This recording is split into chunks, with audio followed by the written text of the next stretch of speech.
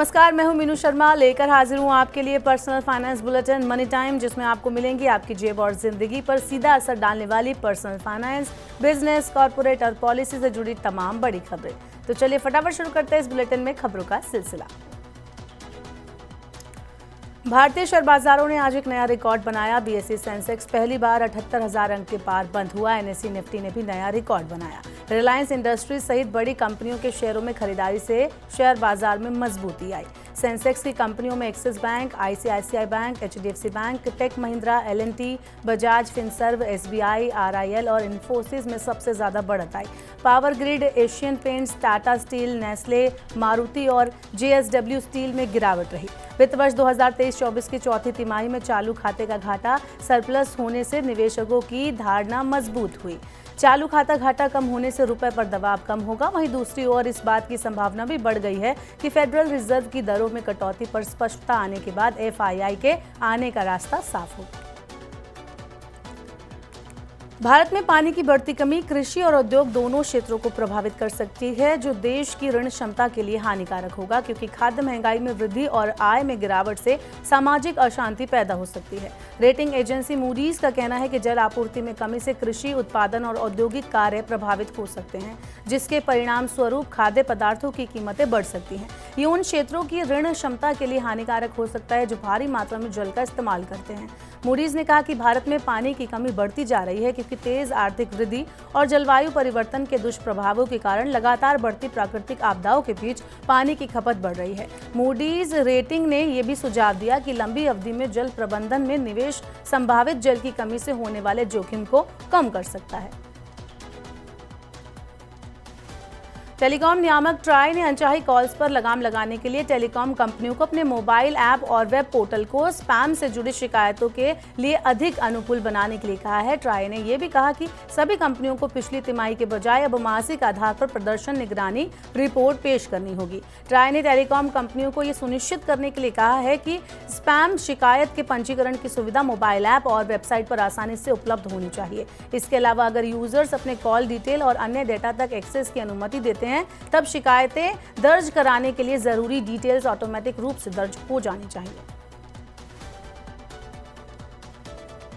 सरकार नागरिकों के जीवन को बेहतर बनाने के लिए और ज्यादा सुधार करेगी। एनडीए सरकार ने दावा किया है कि जीएसटी लागू होने से घरेलू वस्तुओं की कमी और उनकी कीमतों को कम करने में मदद मिलेगी।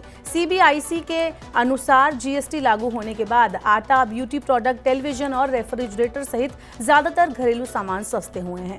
जीएसटी में 17 लोकल टैक्स और शुल्क को समाहित कर इसे 1 जुलाई 2017 को लागू किया गया था। एक रिपोर्ट में कहा गया है कि जीएसटी लागू होने के लगभग 7 सालों में आम लोगों के उपयोग वाले कई उत्पादों और सेवाओं पर टैक्स कम हुआ है। अब माननीयों को भी इनकम टैक्स भरना होगा। मध्य प्रदेश सरकार ने राज्य के मंत्रियों को मिलने वाली इनकम टैक्स राहत को खत्म करने का फैसला लिया है। अब सभी मंत्रियों को अपना इनकम टैक्स खुद भरना होगा। मुख्यमंत्री मोहन यादव ने बताया कि कैबिनेट बैठक में 1972 रूल्स को खत्म करने का फैसला लिया गया है। इसके तहत राज्य सरकार मंत्रियों के वेतन और भत्तों पर इनकम टैक्स का भुगतान करती थी।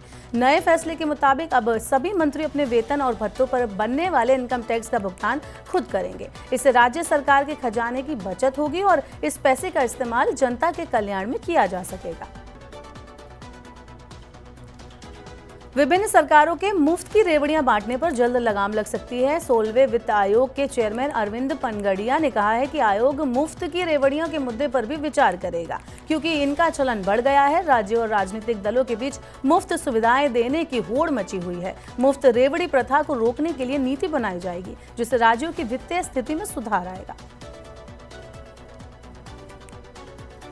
सरकार कपड़ा उद्योग के लिए स्वीकृत 10,000 करोड़ रुपए की पीएलआई योजना का विस्तार रेडीमेड कपड़ों तक करने पर विचार कर रही है। इससे कपड़ा निर्यात बढ़ाने में मदद मिलेगी।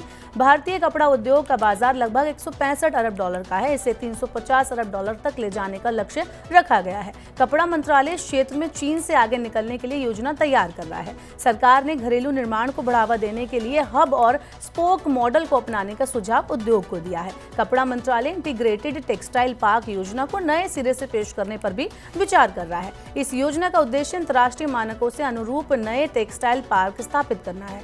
अब तक 54 टेक्सटाइल पार्क स्थापित किए गए हैं।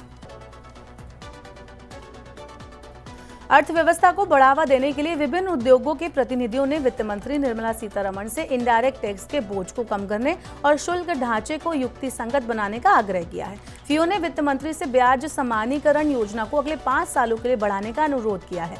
ये योजना 30 जून 2024 को खत्म हो रही है। नेस्कॉम ने कारोबारी सुगमता को बढ़ावा देने का सुझाव दिया है। Gujarat chamber of commerce and industry ने एमएसएमई की परिभाषा बदलने और एलएलपी के लिए टैक्स को युक्तिसंगत बनाने की मांग की।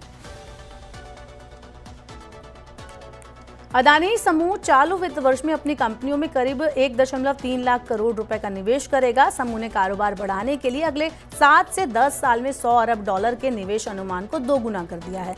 अदानी समूह की बंदरगाह से लेकर ऊर्जा, हवाई अड्डा, जिन, सीमेंट और मीडिया क्षेत्रों में काम करने वाली कंपनियों में कुल निवेश का 70% इंतजाम आंतरिक संसाधनों से किया जाएगा।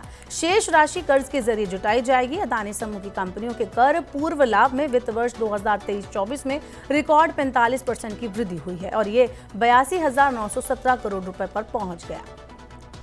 उत्तर प्रदेश सरकार बुंदेलखंड एक्सप्रेसवे को आधुनिक यातायात प्रबंधन प्रणाली से लैस करने जा रही है। इसके तहत बुंदेलखंड एक्सप्रेसवे पर यातायात प्रबंधन कमांड केंद्र की स्थापना होगी। इससे यातायात निगरानी और प्रक्रिया को बल मिलेगा। योजना के अंतर्गत सीसीटीवी कंट्रोलर युक्त PTZ कैमरों को बुंदेलखंड एक्सप्रेसवे पर लगाया जाएगा। मोशन डिटेक्शन सर्विलांस कैमरा और व्हीकल स्पीड डिटेक्शन सिस्टम को एक्सप्रेसवे के दोनों तरफ लगाया जाएगा। इससे तेज गति से चलने वाले वाहनों के लिए अलर्ट जारी किया जा सकेगा। चलिए अब चलते चलते देते हैं आपको आईपीओ से जुड़ा अपडेट। ऑफिसर्स चॉइस विस्की बनाने वाली company alloyed blenders and distillers limited ने अपने आईपीओ से पहले एंकर निवेशकों से 449 करोड़ रुपए जुटाए हैं। Nippon India Mutual Fund, LIC MF, JM Financial MF, Jupiter India Fund, Societe Generale, Goldman सैक्स, विप्रो कमर्शियल और ट्रू कैपिटल निवेश करने वाले एंकर निवेशकों में शामिल हैं। कंपनी ने 17 निवेशकों को 281 रुपए प्रति शेयर की दर से 1.6 करोड़ इक्विटी शेयर जारी किए हैं। कंपनी ने आईपीओ के लिए प्राइस बैंड 267 से 281 रुपए प्रति शेयर तय किया है। एलॉयड ब्लेंडर्स का 1,500 करोड़ रुपए का आईपीओ 25 जून को खुल चुका है। नेफ्रो केयर इंडिया का आईपीओ 28 जून को खुलेगा। इसके लिए प्राइस बैंड 85 से 90 रुपए प्रति शेयर तय किया गया है। तो ये थी मनी टाइम में आज की तमाम बड़ी खबरें। वक्त हो गया आपसे विदा लेने का। अब आपसे होगी कल मुलाकात। पर्सनल फाइनेंस से जुड़ी खबरों को सुनने, पढ़ने, उनसे जुड़े खास कार्यक्रमों को देखने के लिए आप मनी 9 के यूट्यूब चैनल को जरूर सब्सक्राइब करें। साथ ही आज का हमारा मनी टाइम आपको कैसा लगा, नीचे कमेंट बॉक्स में अपना फीडबैक हमें देना ना भूलें। फिलहाल के लिए इस बुलेटिन में इतना ही। बने रहिए मनी 9 के साथ। नमस्कार, शुभ रात्रि।